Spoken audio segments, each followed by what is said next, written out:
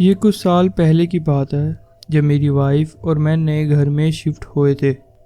یہ ایک rental house تھا اور ہم وہاں صرف 1 سال تک رہے۔ ہم نے یہ جگہ میری جاب کے سلسلے میں لی تھی کیونکہ مجھے اکثر ریلوکیشن ملتی رہتی تھی۔ کمپنی نے گھر ڈھونڈنے میں مدد بھی کی تھی۔ جب ہم شفٹ ہوئے تو پہلی بار گھر کو سامنے سے دیکھا تھا، ورنہ بس آن لائن ہی دیکھا تھا۔ گھر میں کچھ فرنیچر پہلے سے موجود تھا جو اچھا تھا کیونکہ اس وقت ہمارے پاس زیادہ چیزیں نہیں تھیں۔ جو کچھ ہمارے پاس تھا وہ لے آئے، اور جب ہم گھر میں پہلی بار داخل ہوئے تو ہمیں گھر کافی پسند آیا۔ محلہ بھی ٹھیک تھا اور گھر کے پیچھے ایک چھوٹا سا لون بھی تھا۔ لے آؤٹ بھی ٹھیک تھا۔ گھر کے 3 فلورز تھے، اپر والا فلور اور ایک چھوٹی سی مخزن سٹور روم اوپر چھت کے پاس۔ ہم نے اپنا سامان ان پیک کیا جو کچھ گھنٹوں میں ہو گیا۔ پھر کچھ ضروری چیزیں اور کھانا وغیرہ لینے کے لیے لوکل سٹورز چلے گئے۔ شام تک سب کچھ بالکل نارمل تھا، لیکن اس رات کچھ عجیب ہوا۔ میں نیچے تھا اور میری وائف اپر والے فلور پہ۔ وہ نیچے آئی اور مجھے بتایا کہ اس نے مخزن سٹور روم میں کوئی عجیب سی آواز سنی ہے۔ میں نے سوچا شاید کوئی چھوٹا جانور ہوگا، لیکن سچ میں بھی نہیں جانتا تھا۔ جب میں نے اس سے پوچھا کہ آواز کیسی تھی تو اس نے کہا کہ آواز کافی زور سے آئی تھی۔ میں نے اوپر جا کے مخزن کے دروازے کے پاس پہنچ کر سننا شروع کیا۔ کچھ دیر کے لیے خاموشی تھی اور کچھ آواز نہیں آئی، جس سے میرا حوصلہ بڑھ گیا۔ مجھے لگا شاید میری وائف کو بس غلط فہمی ہوئی ہے۔ پھر میں نیچے آ گیا، لیکن جب میں نیچے آ رہا تھا تو مجھے بھی ایک آواز سنائی دی۔ میں دوبارہ واپس اوپر گیا اور دروازہ کھولا تو پیچھے کے کونے میں دیکھا تو ایک آدمی وہاں سے نکل رہا تھا، پرانی کارڈ بورڈ باکس کے پیچھے سے۔ وہ آدمی مجھے سیدھا دیکھ رہا تھا میری طرف۔ اس کے چھوٹے سے بال اور ہلکی سی بیئرڈ تھی۔ یہ وہ آخری چیز تھی جو میں وہاں دیکھنے کی امید کر رہا تھا۔ میں فوراً پیچھے مڑا اور سیڑھیاں نیچے اتر گیا۔ میرے پاس اپنے آپ کو بچانے کے لیے کچھ بھی نہیں تھا، اور اس کا ترتیب ایسا تھا کہ لگتا تھا وہ کچھ کہنے یا کرنے نہیں، بس سیدھا میری طرف آ رہا ہے۔ ہم دونوں میں سے کسی نے کچھ نہیں کہا۔ میں جلدی سے نیچے آیا اور مخزن کا دروازہ بند کر دیا۔ میری وائف جو کہ وہاں کھڑی تھی، اس نے دیکھا کہ میں جلدی سے نیچے آ رہا ہوں اور اس نے پوچھا کہ کیا ہوا۔ میں نے بس اس کو کہا کہ بھاگو۔ اس وقت مجھے مخزن میں سے سیڑھیاں اترنے کی آواز آ رہی تھی۔ ہم دونوں فوراً نیچے والے فلور پر آ گئے اور سیدھا گھر سے باہر نکلے۔ ہم نے فوراً پولیس کو فون کیا، لیکن اس دوران ہمیں پچھلے دروازے کی آواز سنائی دی۔ وہ کھلا اور بند ہوا۔ ہم اس کو دیکھ نہیں سکتے تھے، لیکن امید تھی کہ شاید وہ آدمی نکل گیا۔ پولیس کے پہنچنے کے بعد ہی ہم واپس گھر میں گئے۔ پولیس نے پورا گھر چیک کیا، لیکن کوئی نہیں ملا۔ وہ آدمی کسی طرح اس گھر میں آ گیا تھا جو ہمارے شفٹ ہونے سے پہلے خالی تھا۔ خدا کا شکر ہے کہ اس نے ہمیں کوئی نقصان نہیں پہنچایا۔ جب میں چھوٹا تھا مجھے یاد ہے کہ ہم ایک نئے گھر میں شفٹ ہوئے تھے۔ یہ گھر بس ٹھیک ٹھاک تھا، لیکن ہمارے پچھلے گھر سے بہتر تھا۔ گھر میں میرے پیرنٹس، میری 2 بڑی بہنیں اور میں رہتا تھا۔ اس گھر کے ساتھ ایک چھوٹی سی بیک یارڈ بھی تھی جو زیادہ بڑی تو نہیں تھی، مگر چاروں طرف سے فینسڈ تھی، اور وہاں ایک بڑی سی ہریالی تھی اور جس میں کچھ درخت اور جھاڑیاں بھی تھیں۔ مجھے اکثر گھر کے آگے اور پیچھے کا حصے میں کھیلنا پسند تھا، اور میں اکثر شام تک باہر کھیلتا رہتا۔ ایک رات جب ہم نئے گھر میں کچھ ہی دن پہلے شفٹ ہوئے تھے، میں بیک یارڈ میں تھا اور اندھیرا ہونے والا تھا، تو میں نے گھر کے اندر جانے کا سوچا۔ تب مجھے پیچھے کے کونے میں ایک آدمی کھڑا نظر آیا۔ وہ ہمارے بیک یارڈ کے پہلے جھاڑیوں اور درختوں کے پاس کھڑا تھا۔ مجھے نہیں پتا تھا کہ وہ کون تھا، مگر میں نے سوچا شاید کوئی پڑوسی ہوگا۔ لیکن مجھے عجیب لگا کہ وہ بس وہاں چپ چاپ کھڑا تھا اور مجھے گھور رہا تھا۔ اس وقت میں نے اندر جانے کا فیصلہ کیا، اور جب میں اندر پہنچا اور کھڑکی سے دیکھا تو وہ وہاں سے غائب ہو چکا تھا۔ میں نے اس بارے میں اپنے پیرنٹس کو کچھ نہیں بتایا کیونکہ مجھے لگا کہ یہ کوئی اتنا بڑا مسئلہ نہیں ہے، لیکن اس کے بعد میں نے اس آدمی کو کئی مرتبہ دیکھا۔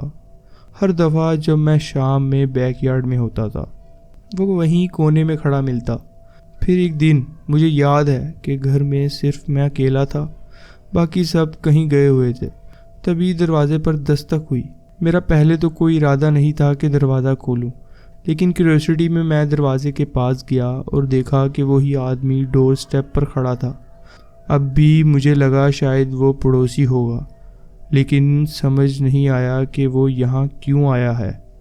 میں چپ چاپ واپس چلا گیا اور دروازہ نہیں کھولا۔ تھوڑی دیر کے بعد وہ چلا گیا۔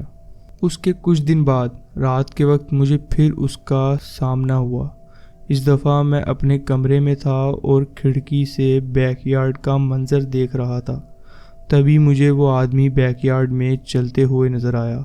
اس بار وہ صرف کونے میں کھڑا نہیں تھا بلکہ بیک یارڈ میں چل رہا تھا، اور پھر وہ سیدھا ہمارے بیک ڈور کی طرف آیا۔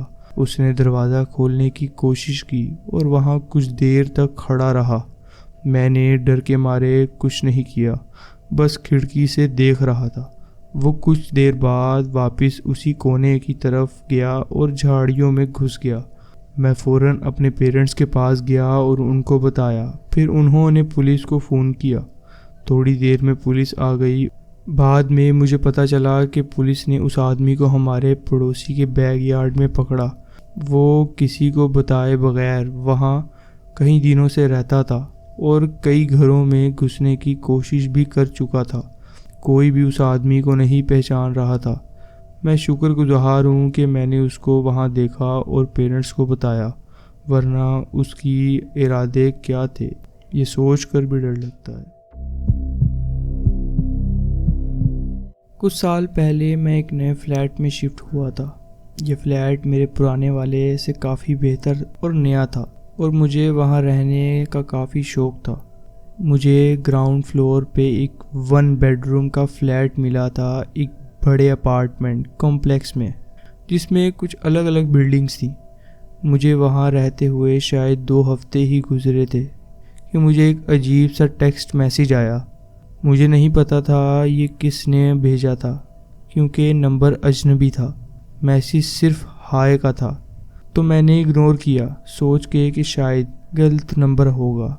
کچھ دن بعد مجھے واپس اسی نمبر سے میسیج آیا جو کہہ رہا تھا میں تمہیں دیکھ سکتا ہوں۔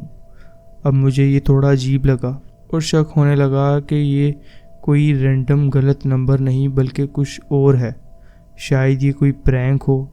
میں نے واپس ٹیکسٹ کر کے پوچھا کہ تم کون ہو، لیکن جواب نہیں آیا۔ میں نے اٹھتے ہی اپنی کھڑکی کے وہ بلائنڈز بند کر دیے۔ رات کا وقت تھا اور میرے کمرے میں ایک بڑی کھڑکی تھی۔ کھڑکی کے پاس ایک کورٹ یارڈ تھا جو دوسرے بلڈنگ کے ساتھ کنیکٹڈ تھا۔ مجھے لگتا کہ شاید کوئی مجھے واقعی دیکھ رہا ہے، لیکن زیادہ غور نہیں کیا۔ اس رات کے بعد مجھے اور کوئی ٹیکسٹ نہیں آیا، لیکن اگلے دن مجھے اسی نمبر سے کال آئی۔ پہلے تو میں نے ہیزیٹیٹ کیا کہ آنسر کروں یا نہیں، لیکن کیوریوسٹی زیادہ تھی، اس لیے میں نے کال اٹھائی۔ میں نے ہیلو کہا اور کچھ دیر کے لیے خاموشی تھی۔ پھر ایک آدمی کی ہلکی سی آواز آئی۔ اس نے کہا کہ اسے پتہ ہے کہ میں کہاں رہتا ہوں اور یہ بھی کہ میں گھر پر ہوں۔ مجھے کچھ سمجھ نہیں آیا کہ کیا کہوں۔ میں نے اس سے پوچھا کہ تم کون ہو، لیکن اس نے کال کٹ کر دی۔ اب تک میں اس ساری سچویشن سے کافی ڈر گیا تھا۔ اس کال کے بعد کچھ دن تک کچھ نہیں ہوا، سب کچھ ٹھیک تھا اور مجھے لگا کہ سب کچھ ٹھیک ہو گیا ہے، لیکن ایک رات کو کسی نے اچانک میرے دروازے پر دستک دی۔ میں اس وقت دوسرے کمرے میں تھا اور سوچنے لگا کہ شاید یہ وہی عجیب میسیجز اور کالز کا کنیکشن ہو سکتا ہے۔ میں نے دروازہ کھولنے کی ہمت نہیں کی اور نہ ہی جواب دیا۔ دستک لگاتار ہوتی رہی اور کچھ دیر تک پھر بند ہو گئی۔ کچھ دیر بعد میں اٹھ کر دیکھا کہ کوریڈور میں کوئی ہے یا نہیں، لیکن وہاں کوئی نہیں تھا۔ مجھے بہت گھبراہٹ ہو رہی تھی، لیکن میں نے پولیس یا کسی کو انفارم نہیں کیا۔ اگلے کچھ ہفتے کچھ بھی نہیں ہوا اور سب بالکل ٹھیک چل رہا تھا۔ میرا ڈر بھی کم ہو گیا تھا اور میں کافی ریلیکسڈ ہو گیا تھا۔ لیکن پھر مجھے ایک عجیب بات کا پتہ چلا۔ میرے اپارٹمنٹ کمپلیکس میں ایک آدمی رہتا تھا جو اریسٹ ہو چکا تھا کسی عورت کا پیچھے کرنے کے جرم میں، جو میرے فلیٹ کی اگلی بلڈنگ میں رہتی تھی۔ جب میں نے اس کیس کو ڈیٹیل سے سنا تو مجھے لگا کہ یہ میری کہانی سے کافی ملتی ہے۔ اس آدمی نے بھی اس عورت کو میسیجز اور کالز کیے تھے اور پھر ایک رات اس کے فلیٹ میں گھس آیا تھا۔ خوش قسمتی سے وہ عورت نکل گئی اور پولیس کو بلا لیا، جس کی وجہ سے اس آدمی کو پکڑ لیا گیا۔ یہ سن کر مجھے سمجھ آیا کہ کیوں وہ کالز اور میسیجز رک گئے تھے، کیونکہ وہ آدمی اریسٹ ہو چکا تھا۔ میں بہت شکر گزار ہوں کہ وہ پکڑا گیا۔